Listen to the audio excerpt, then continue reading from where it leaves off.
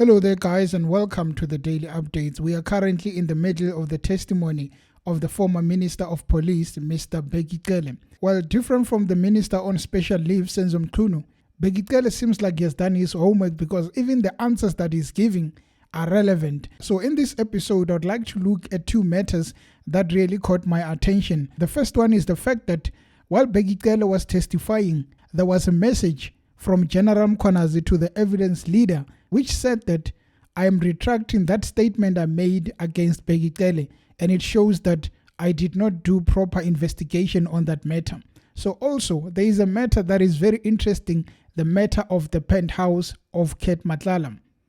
Bheki Cele says I slept twice, and that is a matter that himself is taking very lightly. Well, to begin with this episode, I want us to look at a moment when Bheki Cele was talking about General Mkhwanazi, speaking about the fact that he's a good cop, but he's not perfect. Please have a listen. You confirm that's what your response? General Mkhwanazi is a good cop, but it doesn't mean he doesn't have faults. Yeah. There is no human being that is. Some of them serious faults, but I guess will be genuine faults rather than criminality and all that. Khumalo, well, maybe the statement there is not full of what General Mkhwanazi said. He said he was disappointed on Minister Cele and never spoke to him thereafter, if you finish the statement that he said. During the testimony of General Mkhwanazi at the ad hoc committee, there was a point where he said that Bheki Cele had an account number, a third-party account number that he gave to Matlala to get payment. So that was a matter that Bheki Cele, when he came, he had to dispute or agree. Well, he did come and he said that I don't know about any third-party account. I've never received any money from Matlala. So that statement of General Mkhwanazi is actually incorrect. And the interesting part is that as they proceeded, there was a message from General Mkhwanazi which said that I apologize and I retract that statement which I made.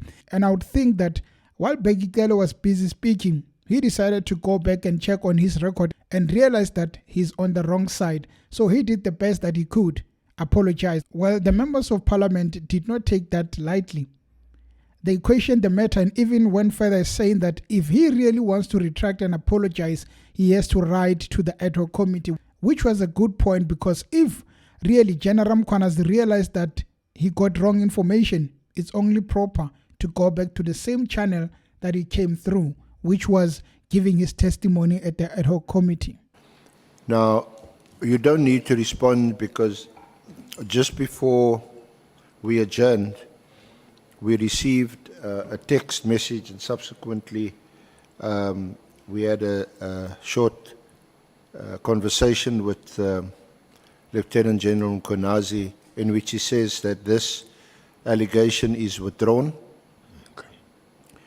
The team, and you probably know better than us, that was working on the analysis got the bank account number wrong, and that it's not a reference to you, so the allegation is withdrawn with due apologies from Lieutenant General Mkhwanazi for any inconvenience or hurt caused. Okay. Chairperson, I think that concludes our session. Okay. I'm seeing two hands there, Honorable Malim and Honorable Sangon. No, Chair, this last part of the SC is not necessarily something that must be directed to the minister. He said that to us about the minister.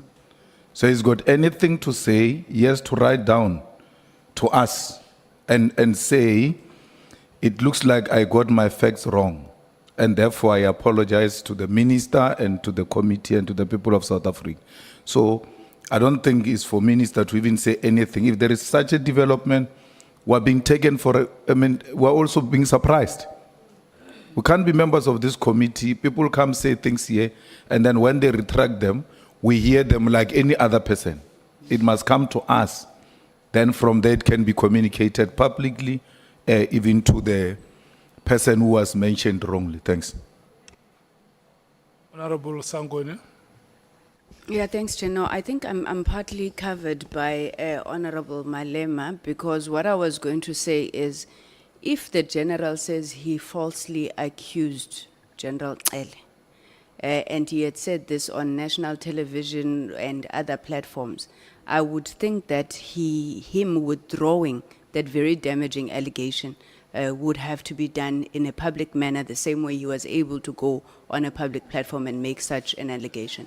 Thanks. SC. Honorable Chair, Maybe let me take the chief whip before you respond. No, thank Chair. I want to add on that, and the reason why, I mean, as one of the members were talking, the reason why I think that is important, how it's withdrawn is very important, because we were told in this hearing or this committee that there are people who have a capacity to design and send the messages on behalf of your number without you getting involved in that. Now, I mean, a matter serious as the one that we're dealing with now, I am of the view that it should not just be withdrawn, as other colleagues have said, by merely sending an SMS. I think we need something officially, properly written, that must be publicly communicated, not in a way that it has been made available. Because this was a presentation that was done by Lieutenant General Mkhwanazi under oath. And so it has to be treated in the same way that it was when it came to us. Honorable Breitenbach. Thank you, Chair, eventually. I don't think that Lieutenant General Mkhwanazi can send a little note to say he withdraws. He must come here and tell us why he withdraws it, how he made such a mistake, and why he thought it was okay to irresponsibly tell the whole world that thing. He's done a lot of reputational damage. It can't be undone by a little note. The second matter that I want us to look at is the one of the Penthouse. So basically, Bheki Cele slept at the Penthouse of Matlala. And he says that, well, I was not part of any government. I was unemployed, as I still am.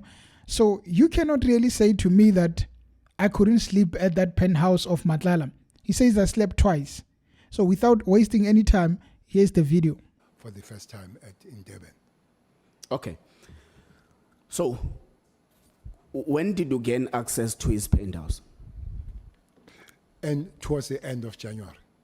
So you have known him for less than a month, or a month? A month, yes. Did it not concern you that someone, a stranger, offers you to live at his place freely? There is no relationship, there is no association, there is completely nothing. You only met once or twice, then there is this hospitality towards you, given these problems that he has presented before you, given your experience in the police service. Was there no concern that what might be at stakes here, that I'm given this hospitality by a stranger? Was a person you have known for a month. It's probably a stranger where you don't know much about that person. So did it not raise some discomfort and some concerns that you are really offered this hospitality by a stranger? No, I took it.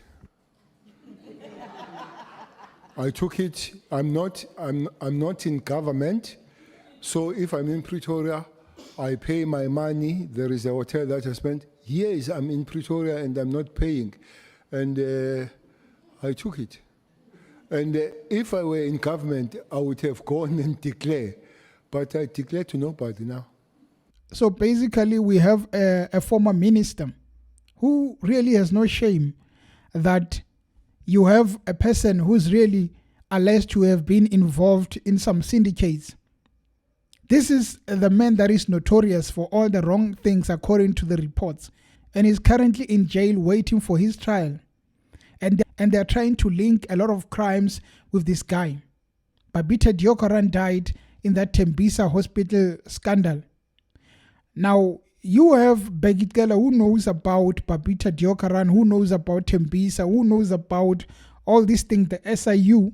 He comes to the ad hoc committee and he says that I went there twice, proudly so. And after saying that, he says that I don't see anything wrong because even if I was a minister, I would have declared that I slept at the house of Ket Matlala. Really? As the people of South Africa, we should really be concerned when leaders, I should call him a leader, when leaders speak without thinking, because at this point, when you speak about the issue of Ket Matlala and you just throw it out there as if it's nothing, people should worry because the same person that you're talking about is alleged to have been involved in dangerous crimes. Even though I appreciate the testimony of Bheki Cele because it shows us that Senzo Mkhwanazi knows nothing about what he's doing. He's clueless, and also the decisions that he made, especially the one of the 31st of December 2024, it shows us those decisions were taken without really consulting properly. There is an issue of Mary Dihas. Bheki Cele says that I'm worried that Mary Dihas and Senzo Mkhwanazi and the other people are too close, and even questions the intentions of Mary Dihas to say that I'm even worried. What if Mary Dihas is dealing with this thing on the educational side and they are dealing with it on that managerial side to say that let us stop the PKTT? Listen to that testimony. You connect the dots and you start to wonder, what is going on? Is it a fight between the former minister and the minister on special leave? They are fighting for that job of a police. Because even though we can say Bheki Cele has come with files and is giving us what we need, we cannot brush away the fact that he's also questionable. More especially, admitting to sleep at the house of Ket Matlala. Admitting to know this guy. So, as the people, we should be worried and question each and every move that is being made. Though sometimes we can appreciate people for speaking out, we cannot really leave those questionable decisions like that. I'm quite worried, and I fear for Mkhwanazi because now they're going to attack him, especially the mainstream media, about the fact that if you did not have enough information or lied about Bheki Cele, what more are you lying about? That is the narrative they're going to take because already they're crucifying the man. So he might face crucifixion. And on the other hand, it is upon the people to really look at it and say, is the man really genuine? Is he right? Or should we side with the media to say that Mkhwanazi is on the wrong? What I think is that people should give Mkhwanazi a chance.